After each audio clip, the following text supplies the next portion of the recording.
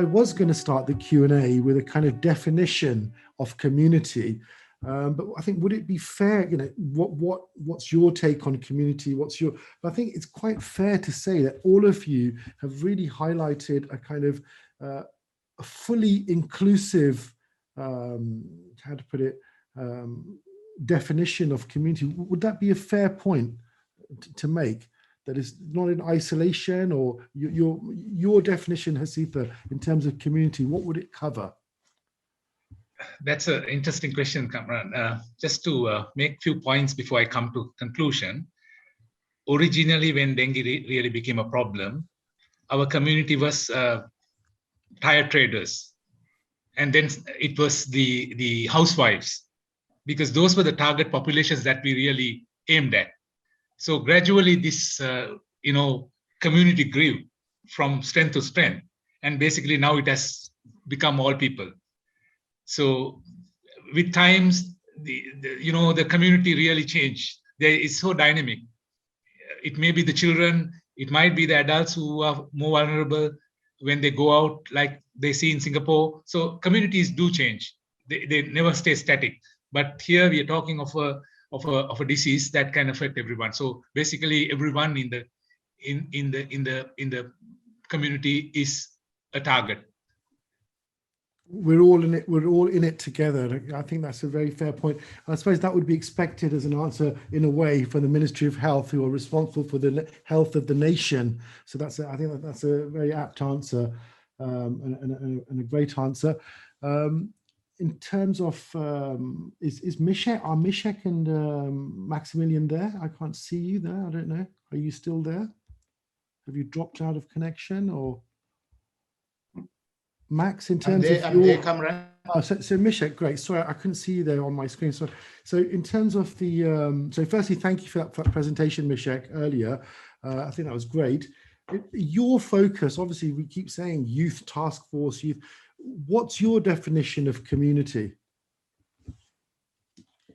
Thank you very much. My definition of community, this is where we have different people, different stakeholders living in a particular area, but also for a particular purpose or for a particular cause. This can extend to the issue. A community can be a village. A community can be an advocacy group for a particular purpose. A community can be a nation itself. It can be a community. And at a regional level, for example, us as young people can be a community. So this definition, why I was giving at different level to say these are different communities. These different communities, they have different needs and they have different how they live. And so it is very important if we are aligning that to the issue of dengue advocacy to say, what kind of a community are we targeting? If we are targeting a village, we know that the village, they've got these challenges as a community. If we are targeting a political parties as community, we know that how best are we going to involve them. This is how I can define the community. Yeah. Thank you. I think that's a great answer, constantly evolving. But within that, obviously targeted areas that you're working on in terms of engagement. In terms of, we have a situation here, if I'm honest with you, if you look at this, where you have, on one hand, you have kind of industry saying we need to engage with communities. On the other hand, we have communities or community-led or representatives of community kind of, so in this instance, the African youth as an example, saying we need more input from industry or private sector. So I guess I'm going to ask you this question. So I'm going to spin this the other way and ask Derek this first and then Jean-Antoine. From an industry perspective, someone looking to engage with community, what would kind of tips would you be able to give to people such as Max, such as Misheck, who represent a massive amount of the youth desire to engage and combat these diseases, dengue in particular? What would be the tips for them to engage with you? So the first thing I would say is that we're very keen to engage. We're very aware that this is not something that can be done without partnership. So I think that we want to also understand how best to engage. We have a large number of different pieces. How do we put those pieces together to be most efficient? We can cover some components of that. So things like education, I think, is a key one. Providing clear, transparent data, so that healthcare professionals or whoever it is that communities trust can actually be well informed. And I think, Kamran, you mentioned a previous panel where the things that were mentioned were information has to be targeted, transparent, credible, and effective. So I think that industry can provide that kind of information. In fact, at Takeda, we have a website which actually launched yesterday called Dengue Academy. And the purpose of this is to provide information that is both global but also local, that is providing background information on dengue, on the diagnosis of dengue, the symptoms of dengue, but also potential solutions to dengue. I think we work in a data-driven world, and a lot of the partnerships that we want to create are essentially almost localized studies. How do we best use the tools that we have available? And that could be vector control, it can be personal protections, it can be vaccines. How do we combine those together to and demonstrate the value of that combination? So really coming to us with that approach, we'll certainly meet you halfway. But I don't want to suggest that you have to come to us. But the whole point is that we have multiple tools. We have very complex environments. We have a very complex disease. How do we best use those locally to have the most impact? And thinking through that combination. That's a great answer, and I'm very excited to hear about this Dengue Academy, actually, Derek, as well. I'm sure we will hopefully get some links put up in the chat, or we will do after, in terms of when we put this asset out afterwards. That's a great answer and something to coalesce around.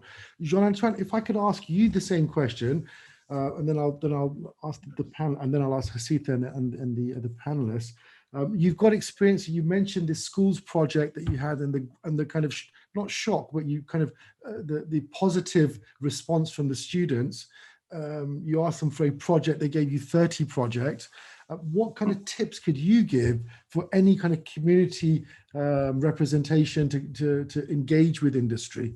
What should they be doing from your experience? I mean, from our experience, I say from the Sanofi Pasteur experience and Sanofi in general, we consider ourselves our public health partners of the health authorities. So the first thing that we do is to enter into a dialogue with the health authority to see what are their objectives in terms of awareness, etc., and how we can complement what they do.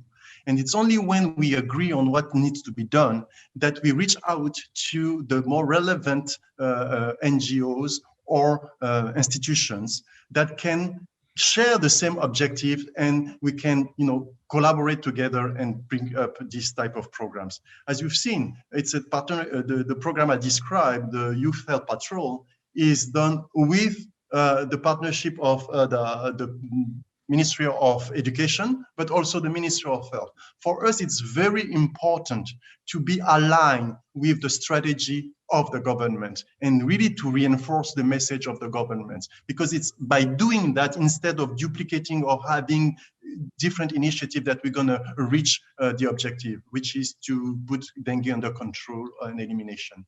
Well, that's a fantastic answer, and it's not just aligned to the government. I'd expand that and say that's actually aligned to the WHO's own position. Their guidelines for NTDs, and dengue is one of them. One of the massive shifts to their 2030 plan, the guideline map to 2030, is that they really want to encourage country ownership of diseases, and within that, political leverage, so the political will to allocate resource into that, and at the same time kind of really boost the local involvement. So that's not just country alignment, it's also the WHO's alignment. So that's a very interesting take on that.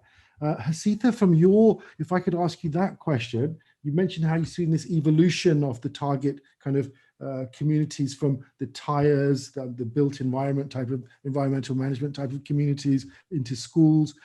Is there more the government can be doing in line with what you've just heard from both Jean-Antoine and from Derek? The main challenge, Kamran, is the sustainability of all these projects and interventions that we think are, working at the grassroots level. So that's really challenging because the ownership needs to be, shared. Unless you do that, it becomes a kind of a very narrow spectrum of events. I'll give you an example. The student curriculum is already overcrowded. So to bring in an element of dengue related thing in an overcrowded situation is not an easy task at all. But you can have a holistic approach from an environmental perspective, from a community perspective. You have a holistic way of getting into that habit of looking at things in a more broad way. I think you reach there. It need not be dengue, even for construction industry. That was our main goal, not to get them to do what we want, but for them to understand what they should be doing in response to their environment. Because construction, for example, is they are not mindful of the immediate environment in terms of the sound, the dust that it creates, and all those anti-communal activity that goes on a construction site is kind of non-observant or non-existent for the construction industry, because that's how they thrive. But if you make them inclusive and try to get them on board to understand the problem and to be part of the community that they work in, it becomes so much better, and it becomes their problem and they are inclusive of the problem. So that's not easy.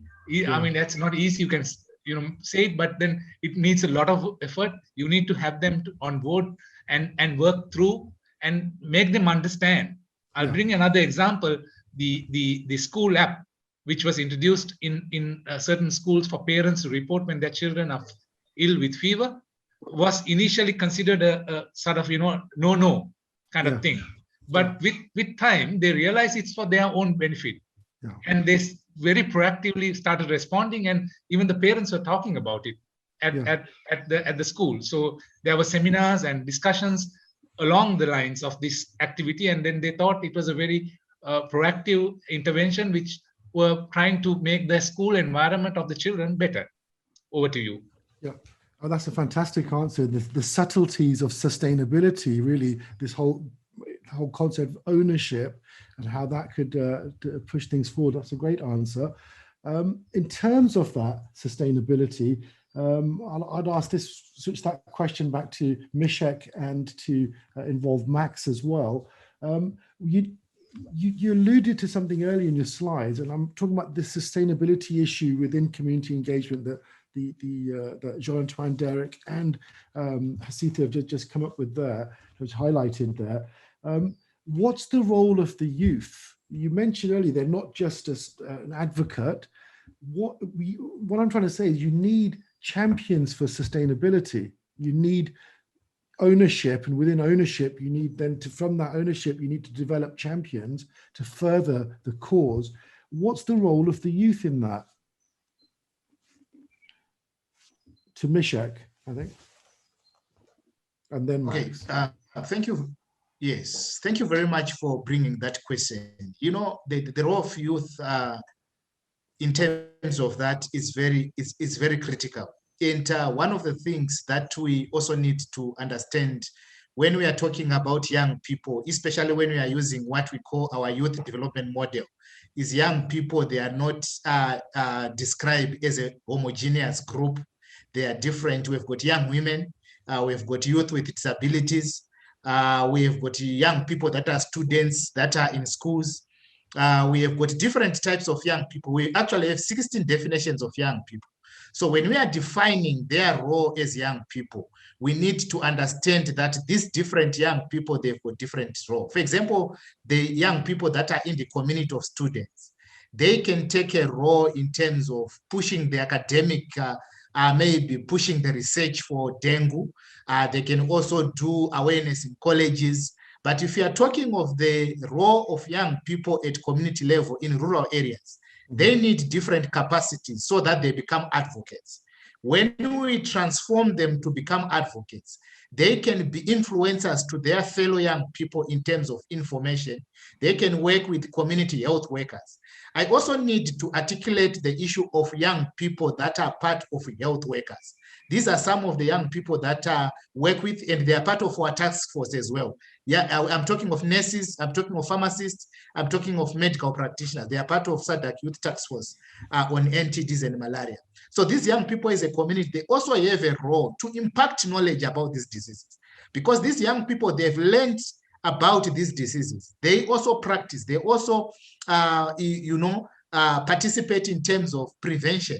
So they've got a critical role. To make a conclusion, young people, they take a different role at community level, both in terms of information sharing, in terms of capacity building, in terms of lobbying the community leaders, in terms of advocacy at national level.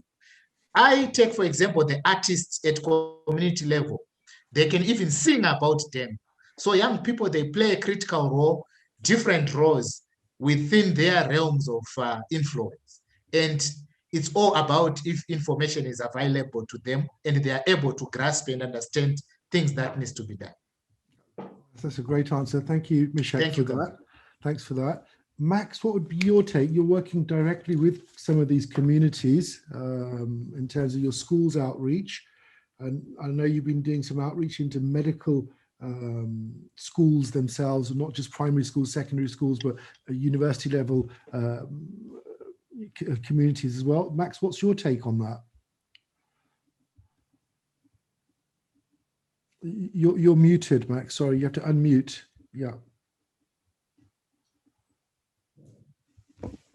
So my take is that first youth need to understand. So one thing that we have been really investing is for youth to understand dengue and its impact. So when they really understand what is dengue and its impact, they really come to understand their roles that have to play. Knowing that youth are expected to live much longer. So if we tell them that if we are not going to combat dengue, that means you are going to be in a position to be affected for quite a long time. That means we may not be able even to reach our dreams, that we may not be able to do some of our activities. Now people come to understand that the sustainability comes from these groups of people to understand the impact of dengue. You know, investing on a bright future, it is in the dreams and aspects of every young leader. So knowing that dengue can become a limiting factor for many of youth not to achieve their dreams, it makes them quite involved and perform those several initiatives. So one of the things that we have also been doing, for example, when I was having some consultation with the Parliamentarians Caucus, with the Ministry of Health, is that we need now to have sustainable policies that will help to carry these dreams for quite a long time. As we have seen, for example, this year has been a momentous year for NTDs, setting programs for almost for 1 year, like for 10 years, like we're having a roadmap for 10 years. Now, when we are returning it, in order to make it sustainable, we are calling it our countries to have this, we call that country ownership. A country ownership is one of the ways that these plans of fighting dengue can be sustainable. If we are not going to have the country ownership, then we are not going to have sustainable ways. So we are really calling for our countries to have country ownership so that our plans can be sustainable. You know, we are here today, we are not there tomorrow. So in order to make these things sustainable, we need to have a country ownership, sustainable policies, and everyone in our society is to understand. So one of the things I'm doing is to make our people understand the impacts of dengue and how are they going to affect their dreams. So that we call for over 60% of youth in our SADC region to understand and play roles. And one of the things we are doing now is whenever we talk of malaria, we talk of dengue as well. Whenever we talk of malaria, we talk of dengue as well, because they're all vector-borne diseases. So as they are concentrating on malaria, on the impacts, they also concentrate on dengue and the impacts. Yes. Yeah, that's a great answer. I mean, some of the audience, I'll bring some of the questions in from the audience that they're making some comments there that they're wondering, someone's an anonymous person is wondering if anybody's heard of the Korean model. Is anybody benchmarking the Korean model? They're calling it the New Village Movement, which is modernizing the rural areas. I personally haven't heard of that, but there's a question that's come. I don't know if any of the panelists have heard of that as well, but there are these movements occurring in a kind of fractured way across. And so Dr. Karam Wahid is asking, I suppose I'm going to bring that question into this, because there are so many different communities across the world suffering from dengue. They're all engaged at some level or another, or at least they're on the road towards further engagement. Is there a need for a kind of framework for intersectorial collaboration that, let's say, LMIC settings, resource poor settings can lean onto and kind of, develop stronger community engagement? I learn from each other. Do we need to have a kind of platform in place? Derek, you mentioned this, your Dengue Academy. From, what are your views on a kind of a global framework that people can kind of lean onto, learn from, and then develop in terms of their own kind of actual needs, targeted needs at their community levels? What's your view on that? Do we need a global kind of repository? I don't know what the word is exactly, hub, somewhere that people can put in their kind of experiences and discuss and have discourse around that? Yeah, I think we do need a mechanism, and I see it as a mechanism for sharing. We actually have lots of good examples of how we engage with communities well, and the kind of the positive impacts of that engagement. We also have lots of examples of where we've engaged poorly with communities and the negative consequences of that. Things like vaccine hesitancy, I think, is in large part a sort of a failure of community engagement. In terms of good examples, I think Hasitha, you gave your one with the school apps. This is a way of engaging schools and people who aren't normally part of sort of health control or sort of public health, whether it's construction industries, housewives, schools. So we have good examples where we've managed that engagement, and we can then measure the impact of that engagement. We have it in the context of clinical trials. It's a necessary part of clinical trials. Again, Hasitha, you gave the example of the Akita study in Sri Lanka with 98% retention over 4 years.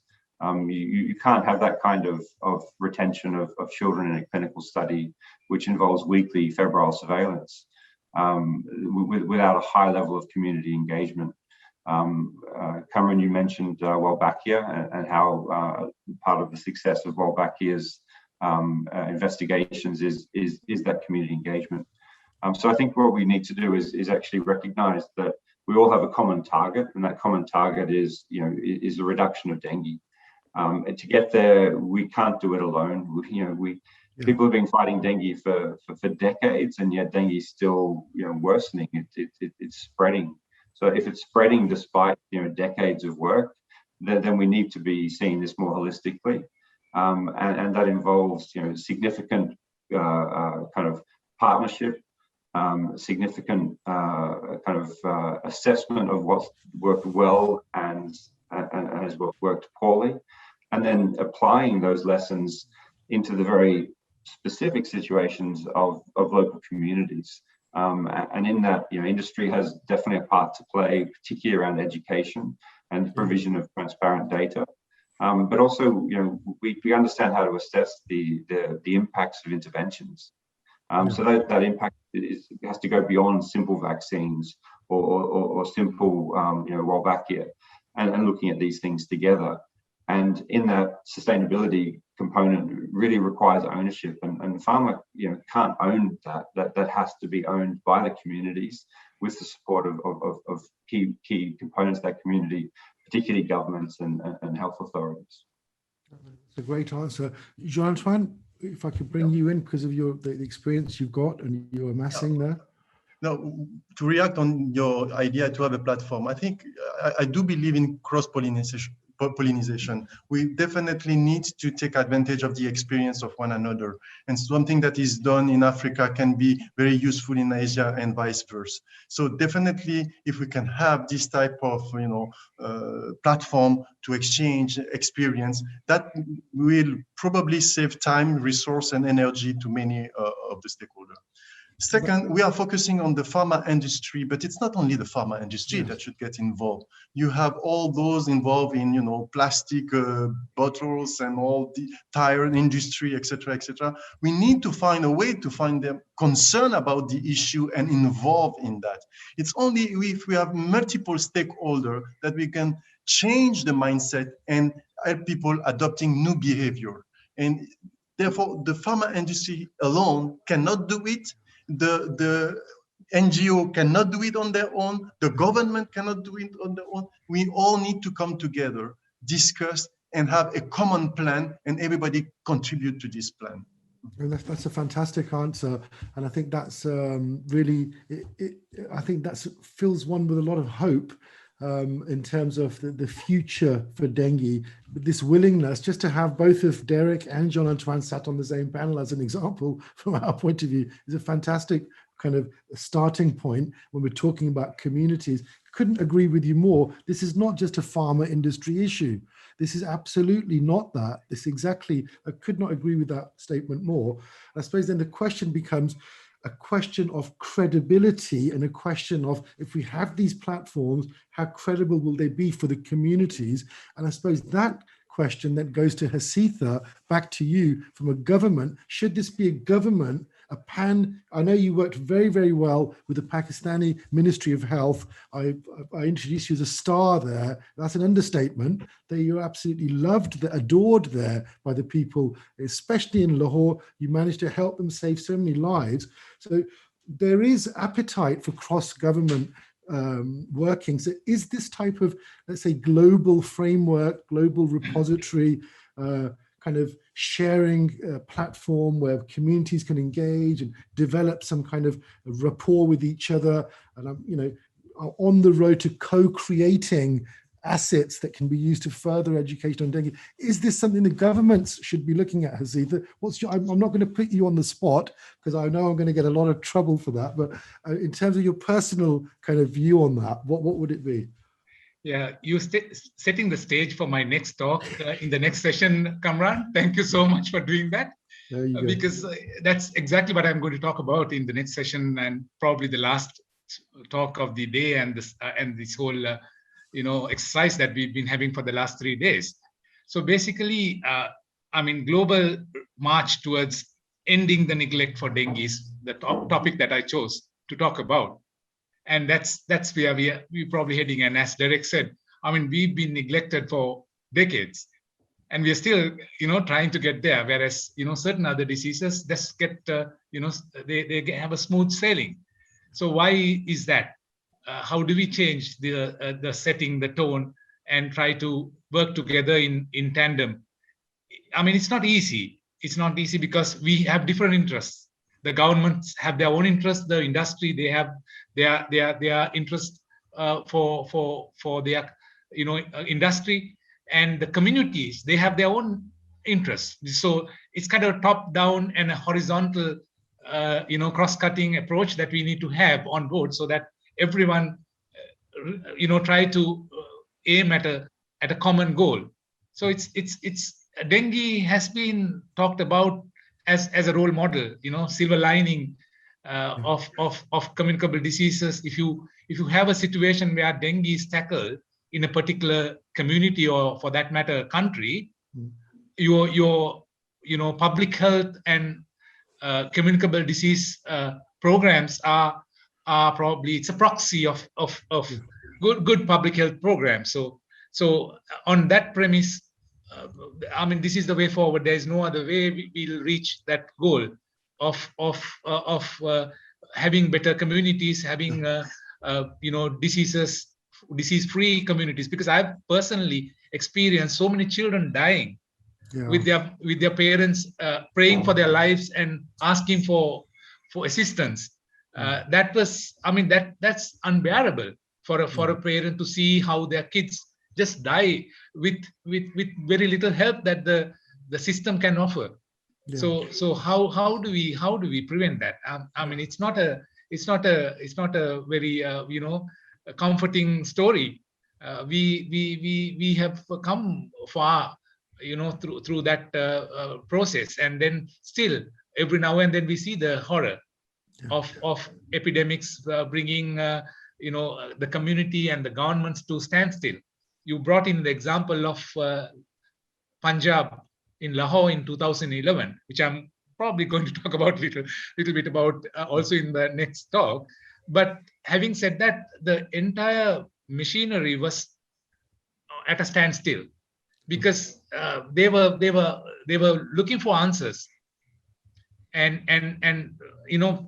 people were coming in large numbers to hospitals in search of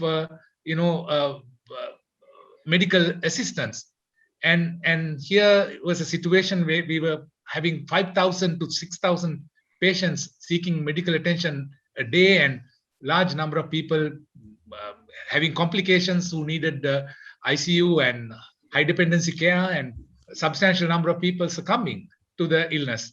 So that's the horror of dengue epidemics. Yeah. So I mean, it's not a thing that comes every day, but when it hits you, it really hits you hard. Yeah. So that is why the policymakers and advocates are not taking a closer look at this kind of problems, because they are not handling a situation of this nature on a daily basis. But the communities do. The communities have to negotiate with this on a day in, day out kind of basis. So we need to be with the community on this and try to take this forward. I'll stop there, otherwise I'll completely tell everything that I'm going to tell in my next talk. Yeah, I was going to say. Stop there. Get prepared. Why not? Let's cross-pollinate. Absolutely. But I mean, that's a fantastically honest answer in terms of the deficits at policy level and the kind of this horror, the horror story of the real lived experience of those communities. So I suppose that kind of alludes itself to the kind of solution to that in part, and that is a co-created kind of asset or a co-creation mindset. So you involve the community to create these assets that can tell those stories of horror, that can tell that kind of convey what it really means to them. And I suppose I'll ask this question to bring back in Misheck and our friend Maximillian. In terms of co-creation of assets, we've heard from Derek, we've heard from Jean-Antoine, not just the desire, but the actual reality of them actually moving forward and doing things with community in a big way. The schools project that Jean-Antoine and the success of that in the Philippines, Derek, and the fact that they're not just looking at the central role of community, but they put this kind of Dengue Academy, they've committed to some resource there in terms of Dengue Academy. In terms of co-creation and driving sustainability forward, so it's not just coming from one direction, it's involving this widening definition of community. Misheck and Max, what would be some kind of co-created from your youth perspective? I mean, you've heard from industry, they want to do it. What kind of ideas could you put forward in terms of co-created assets that could tell the story of the community, that could kind of rebalance the deficit at policy level in terms of what does dengue mean to our people? Could you give us some kind of light into that? Perhaps Misheck first, in terms of co-created assets using the community.